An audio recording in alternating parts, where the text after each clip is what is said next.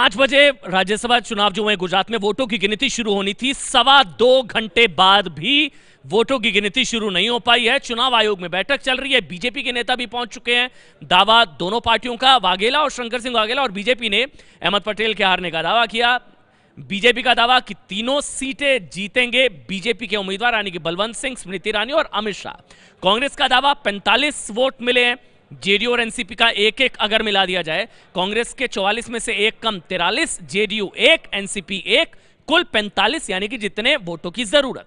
कांग्रेस के नेता चुनाव आयोग पहुंचे थे और बैठक चुनाव आयोग में दिल्ली में इस वक्त चल रही है कि वोटों की गिनती क्या शुरू की जाए। क्या कांग्रेस की शिकायत में दम है? होगा तो होगा क्या? अब बीजेपी के नेता भी चुनाव आयोग पहुंच गए हैं। उनकी तरफ से भी मांग की जा रही कि कांग्रेस के एक विधायक के वोट को रद्द किया जाए और कांग्रेस की तरफ से मांग की जाइए। और ये चुनाव आयोग की तस्वीरें वहां पर गहमा गहमी बढ़ गई है। नेताओं के पहुंचने का सिलसिला वहां पर शुरू हो गया। बीजेपी नेताओं का एक प्रतिनिधि मंडल भी वहां पर पहुंच रहा है और बीजेपी की तरफ से मांग की जा रही है कि गिरीश कठारिया जो है उनका एक वोट रद्द किया जाए। वो कांग्रेस के 43 वोटों में से एक वोट है।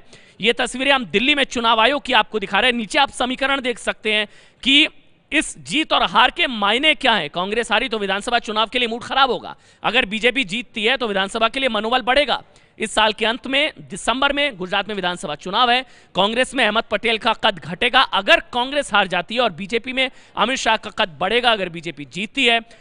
और अगर इसका उलट होता है, कांग्रेस जीती तो बीजेपी को बड़ा झटका लगेगा। अगर अहमद पटेल जीत जाते हैं, मोदी अमित शाह के गृह राज्य में हार होगी, बीजेपी के लिए झटका होगा। चुनाव से पहले जीत से पार्टी में जोश भरेगा और बीजेपी के लिए बहुत बड़ा झटका होगा। अति आत्मविश्वास इसको कहा जाएगा कि नंबर्स नहीं थे, उसके बावजूद तीसरा उम्मीदवार क्यों खड़ा किया गया। इस तरह के तमाम सवाल उठेंगे। लगातार हार से मुक्ति मिलेगी, लगातार जीतने की आदत टूटेगी बीजेपी की, क्योंकि अभी बिहार में भी हमने देखा, वहां पर भी 18वां राज्य बना जहां पर बीजेपी एनडीए की सरकार बनी। लेकिन क्या अहमद पटेल राज्यसभा पहुंचेंगे? स्मृति ईरानी, अमित शाह का पहुंचना तय है। 3 सीटें हैं, उम्मीदवार 4 है। तीसरी सीट पर क्या होगा? अगर कांग्रेस हारती है तो सोनिया गांधी पर बैठा सही निशाना, क्योंकि सोनिया गांधी के राजनीतिक सलाहकार हैं अहमद पटेल। लेकिन अभी तक वोटों की गिनती शुरू नहीं हो पाई है। बड़ा सवाल यह कि क्या अहमद पटेल राज्यसभा पहुंच पाएंगे, ये $1,00,000 का सवाल। ये है एबीपी न्यूज, आपको रखे आगे।